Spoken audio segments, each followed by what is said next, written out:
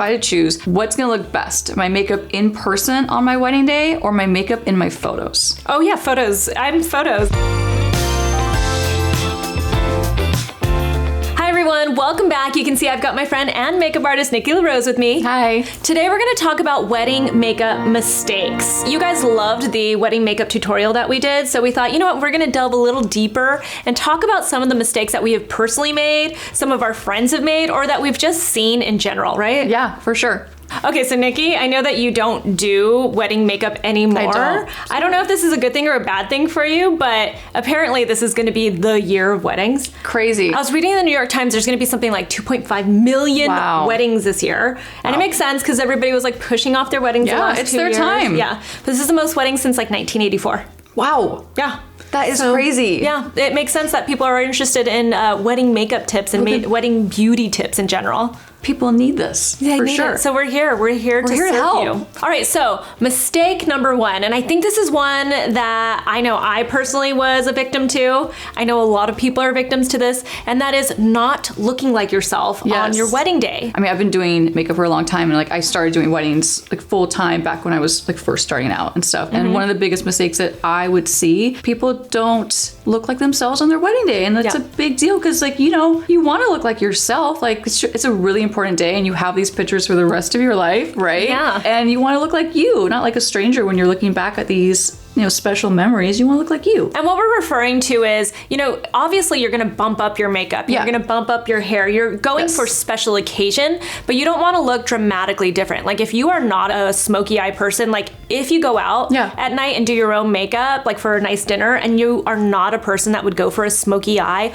or a really thick winged liner or a red lipstick, then don't do it on your wedding day because you don't want to look back on your pictures and be like, oh yeah, I actually never looked like this, right?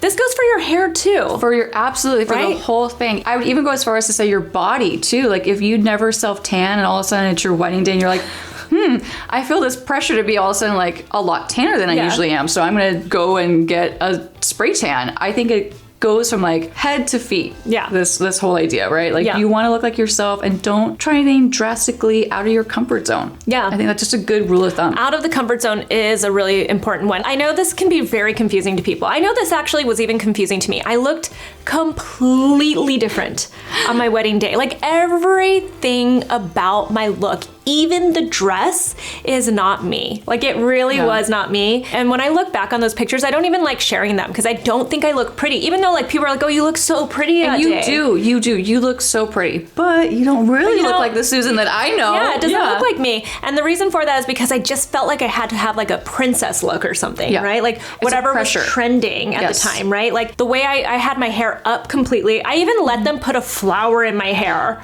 Like I don't wear flowers in my hair. Which is not a mistake, but if that's not your style, then don't do it. Yeah, like when I look back on those pictures, I don't feel ugly when I look at it. I just don't feel like I look like myself. In hindsight, I would have worn my hair down a little bit wavy because this is how you guys see me all the time. Yeah, I would have, or maybe like a low ponytail with like waves in it or something. Like that would have been more me. Yeah, I would have done similar makeup now. I would have known Nikki, so that would have been. I know. I mean, that's my mistake. That was mistake number one. But I just would have changed things up. I would have worn a lighter lip. I would have maybe had winged liner, but like brown winged liner because that's like very soft and soft, smudged out. I would have gone for soft makeup, just like the look that Nikki gave me in that wedding tutorial video. That would have been more me, but can't go back. So now I can only just tell you, don't make that same mistake. If you are a person that does not wear any makeup usually, should you get a makeup artist? Yeah, I still think you should get a makeup artist 100%. These are tips, like, you don't take it super literal, but in my opinion, for what I've seen and like the years I've been in the industry and doing makeup weddings and stuff, I think that even if you're someone who doesn't wear a lot of makeup, I still think it's nice to have a professional on hand to help guide you and like elevate your look. Someone who knows how your makeup is going to photograph, how it's going to wear, how it's going to wear with like the climate that you're in. Yeah. All those things. You don't want to look greasy. You don't want your face to look completely... And you don't want to look super matte. Or so like it's like a very happy medium. Yes. You want your eyes to stand out. You want your features to stand out. So it's really just saying, this is what I tend to look like. I don't want to look too different. Yeah. But I want to make sure I look good in the video and in the photos especially. And in real life too, in person. In real life. Even though I will say, like just as a little side note, I will say that if I had to choose, what's gonna look best? My makeup in person on my wedding day or my makeup in my photos? Oh yeah, photos. I'm photos all the way. It sounds bad, but sometimes you have to take that into consideration and kind of let go some of like the fear of like, oh, well, I have a lot of blush on in person. Yeah. And this is true, like on wedding days especially, you have to load up your blush because the camera eliminates so much of the color that's on your face. So like, let's say your makeup's on, you're like, man, I have a lot of eyeliner and I have a lot of blush on. Yeah. But in your photographs, half of that's gonna be gone. This is where it's helpful to have a professional come in and tell you like, kind of guide you and tell you like, okay, this might look like a shock to you now, and you might feel like you have a ton of blush on and your guests might look at you like, whoa, but they're not gonna remember that. But your photos are gonna last forever. Yes. And you want to have a little more than what you would typically wear. You wanna look like yourself and all that stuff, but with wedding makeup, you have to have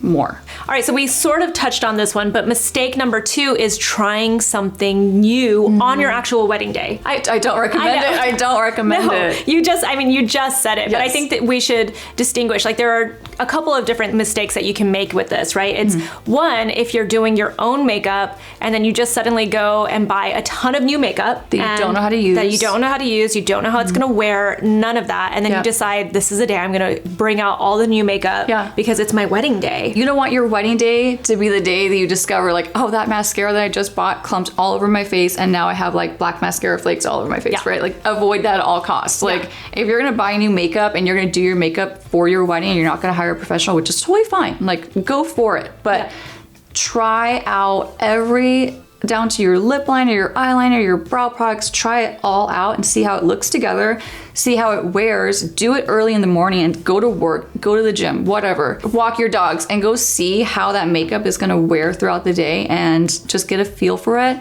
Don't wait until your wedding day to bust out all these new products or techniques that are new to you. Yeah, and I know from experience, you might have the best of intentions to try all this stuff out ahead of time and but time gets away from you. It really does, especially when your wedding day suddenly just feels like it's upon you.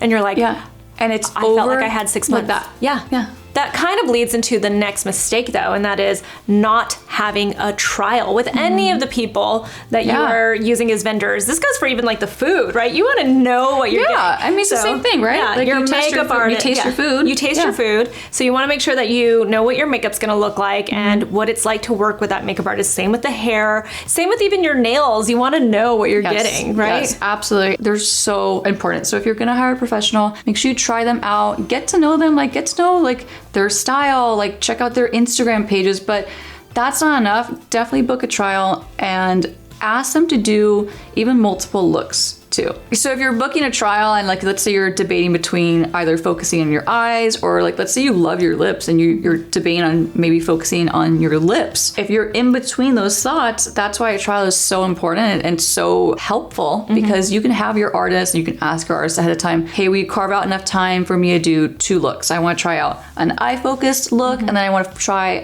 a lip focused look. And that way in between, you can take pictures. If you have your wedding dress, sounds crazy, but put that sucker on and take pictures. Have your mom there because mom's going to be the most honest. And for sure. Or your friend who's just a real honest friend. Yeah. Totally. Have your honest opinion person, your friend who's not going to worry about hurting your feelings. Have them on hand. Yeah. Which is usually your mom. Your mom. Mom is usually the one that's or sister, your sister, your mom, brother, your whoever. Nah, you still look like an ugly bitch. Yeah, no, you need some help. Yeah. Another really important tip that I can't stress enough: if you're going to take the time to book a makeup trial, make sure that your hair is somewhat done. Yeah. And this has happened to me. Probably 90% of the time. Just to be honest, I show up for a trial. You have this beautiful makeup, and they're like, "Oh yeah, I just really can't picture it." Well, have your hair done. And I don't mean have a professional do it. That's great if just you could book a trial for your... Put it in a ponytail. Yeah, if you could book your trial for your hair and your makeup in the same day, man, you are on a good track. But if you can't, make sure it's washed, give it a little curl. If you're gonna have it back the day of your wedding, pull it back nicely, just so you can have a better idea of what your makeup is gonna look like with the complete picture. Because it is really hard to tell what your makeup is going to look like and translate when your hair is not done. The next mistake is kind of funny because I almost feel like this is just something I say even about skincare, and that's to not skip the rest of your body. Yeah. Really, when it comes to your makeup, you want to make sure you're blending down to your neck, getting your chest, getting your hands, getting your arms. Whatever you're exposing, you need to at least do something to it, right? Absolutely. It's like totally the same like principle. And on your wedding day, you're taking so many photos, you know, at various times, right? With flash, without flash, either way. You want to make sure that you don't just have makeup like right here on such an important day, especially. So make sure you blend your makeup down your neck so you don't have that crazy line. But then another mistake that I see happen, makeup artists don't always take the time to put makeup on clients' ears. And I know that's like such a weird, especially uncomfortable. Yeah, and it's so funny because actually I'm really guilty of having really red ears. Like naturally my ears are they're just red. Wow, they're just that's red. our Like fault. don't look, they're just red. I can't control it. But am I gonna put makeup on my ears day to day? No. If I was getting married tomorrow and I was gonna be in photographs, yeah, I'd cover my ears with makeup. So you don't want to have I know that redness. They stand out like a sore thumb. Let's say it's your wedding day and you have this beautiful updo. And your makeup's perfect, it's even, it's down your chest, it's down your neck, but you forgot your ears. And in pictures, they're gonna look so red. Or really white compared to like your tan makeup and your bronzer. So that is true. I feel like this next tip kind of goes back to not looking like yourself, and that is following really big trends, right? Like trendy makeup looks, right? Stick to classics. Like stick to things that are timeless with everything. I mean, like I said, with your hair too, but with makeup, stick to things that are classic and timeless. That way you don't look back 30 years from now and think, man, I really wish I didn't try that inner corner neon color trend or whatever it is. Like the Euphoria makeup look. Yes, I actually was going to say that. I was going to say your wedding day is not the time to bust out a creative Euphoria makeup look with rhinestones, but even though it seems like it could be very pretty, right? It probably would be, but will it stand the test of time? No. Like years from now, this probably is not. on a daily basis. Apparently it is for the Euphoria girls, right? Yes. So. And then we go back to stay true to yourself. Yes. If that's the case, then by all be means. yourself on your wedding day. Don't lose touch of who you are. Yeah. Don't like switch to a trend that you wouldn't normally do. Yeah. I mean, I feel like this is especially, funny when you look back on really old pictures of weddings. You can just peg like the era and the time because of the hair, the makeup, and the lip dress. liner. Yeah, exactly. Eyeliner. Is it black all across the waterline, top and bottom, with like no lashes, or is it like blue shadow coming out this way? Yeah. Or are you like wearing a super dark lip liner with a really pale lipstick? Like that's so funny. You can totally pinpoint the time. Yeah, right? The era. So if you're gonna do a liner, make it more classic. Make it like very thin, or make it, if you love a wing, don't go crazy with your wing. Like tone it down. Don't do it like a double edge, Don't do a double wing. It comes into your crease or something. Same with like your lip colors too. Like stick to something that's neutral and flattering. Again, unless it's your look to go with these intense looks. Like I think of Gwen Stefani when I think of this, right? Yes. So she got married with a red lipstick on. Like if your thing is a red lipstick and that is like your go-to and you are known for that, and that's how you feel beautiful and you feel confident and like powerful when you have that red lipstick on, then by all means, don't switch to a nude on your wedding day, because you're gonna end up probably hating it, because you're not gonna feel like yourself. So it all goes back to that first. It does. Don't go for a look that's not you. Okay, so something else I would say is a mistake, in my opinion, is going too heavy with your lashes. And so first of all, I will say, like, as a makeup artist, I love individuals. That they're my jam. I think they're just beautiful on everyone. You can customize them. You can make them like not too heavy and really mold them to people's eyes. But some people like lash strips, and that's totally fine too. They can look beautiful. But one thing I see is people going too heavy with their lashes. It's typically with a strip, not to sound it's a strip mean, lash, but it's usually a strip that ends up being too heavy. Yeah, it's like a heavy strip. It's a heavy band. Yeah, not just a heavy band, but like an intense lash. Yes, right. And people think like, oh, it's my wedding day, so I need to have like the biggest, boldest, most standout lashes on earth, and that's fine if that's your style, but I do think that it's a mistake to go too heavy with your lashes, because it can really weigh down your overall eye look, and they can actually make you look really sleepy, and they can actually even make you look like you're drunk. Yeah, to be honest, I know you it don't sounds really look like mean, that but before you're actually drunk. No, they can really alter your eyes and really close them up and bring them down, because they're heavy. And so the heavier you go with your lashes on your wedding day, that's fine. If you want to wear a heavy lashes to a party, go for it. But on your wedding day, I don't suggest a heavy lash. If you're not used to it. If you're not used to it, or if your eyes can't pull them off, like the bigger eyes, typically the bigger lash you can pull off. Like for me, if I tried to wear a really heavy lash, I would look like a cartoon character. When I see someone wearing a really heavy lash strip, I'm like, oh, but your eyes are so beautiful, and you can actually only see like half of your eyes if you're wearing a really thick lash strip. But I do have a tip though. So for people that do love a strip specifically, and they don't like the look of individuals and they want more oomph, if you're gonna wear a strip lash, another mistake is not cutting them. So what I do is if I have a client, so, like, don't go like just full strip all the way across. Don't grab your actual strip and have, you know, either yourself or the makeup artist just apply that strip as a whole. I always cut them into threes. So you're gonna have an end piece, you're gonna have a middle piece, and you're gonna have an inner piece, and you're gonna attach them separately.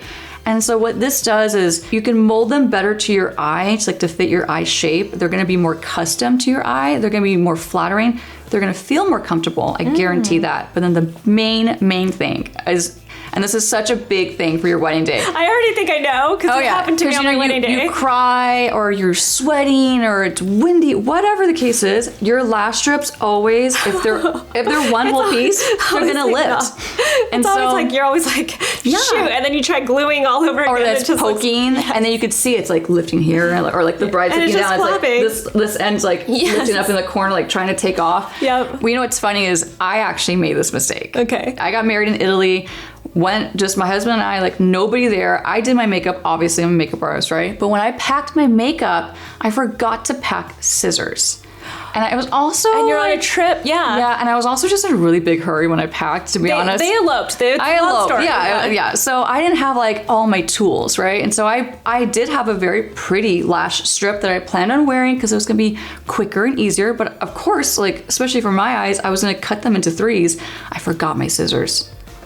So I had no scissors. Yeah. So the day of my wedding, I was like, well, let's pray for the best. Let's pray for the best. And I got on a boat, and the wind was so powerful that my lash strips were literally like taking off, like fluttering. And I can see it in my pictures. Feel it. Yeah. I can see it. I'm like, oh, I can't even edit that out because it's like lifting up into the sky. But that's an easy mistake to avoid. Just make sure you cut. If you're gonna wear a strip, cut them. Like, you will thank me later. Such a good tip. Such a good tip. That kind of leads to the next mistake, and that's not wearing waterproof mascara. And we actually even debated this one. I was like, I didn't wear waterproof mascara. It's like, so no, you have to. But the reason why is because you don't know. Like, I've had brides tell me in the past, like, no, don't put waterproof on me because I'm not a crier. I'm not a crier. Wow. Yeah, they do cry, or because someone makes them cry. It's just inevitable. Or if it's just a really hot day and you're getting married in like June or July or August, whatever, you're gonna get that mascara transfer because it's inevitable. It's the elements. So I always recommend, whether you like it or not. A lot of people don't like waterproof mascara. I don't. It's a pain to take off, and it's really rough on your lashes. I'm just gonna be honest. But is it worth it on your wedding day? One day. Do it. That goes with anything too. So with the rest of your makeup, if you're doing it yourself or you're having a professional, make sure you ask them like, hey, is that eyeliner water resistant? Is it, sweat resistant? Ask and make sure they're using products that are geared towards longevity. But another mistake I see too is people not having a touch-up kit on hand for the rest of their wedding day. And that goes back into like lipstick too. Like if you're gonna use a balmier lipstick or just something that's like, not really long wearing, which is great because it looks so pretty in photographs, but make sure you have it on you so you can touch up because you're gonna kiss your partner and it's gonna come off, and you wanna make sure you have that. Like if I have a bride that has a dress that has like some like wiggle room around here, I'll be like, here you go. That goes little there. touch up. Yeah. I also suggest having like, if you're using a beauty blender or like a beauty sponge for your makeup application, keep that with you. Yeah. So that's a great tool to buff out any creases that might happen throughout the evening. Yep, for sure. And of course your lip color. Yeah. So all right. I think we hit some really big mistakes that people probably tend to make. I know that we have absolutely made. Yeah, I hope it's like comforting to know that I've made one of those mistakes. Yeah, definitely. I mean, I've made several of them. So not just on my wedding day, but just in general for lots of different, times that I've had to wear a lot of makeup. So it happens for sure. We're just trying to give you a heads up so that you don't make those same mistakes. If you guys have any questions, you can ask us in the comments below. You can find Nikki on Instagram at Makeup by Nikki LaRose. That's me. I'm also on Instagram at Susan Yara. We'll talk to you soon. Bye.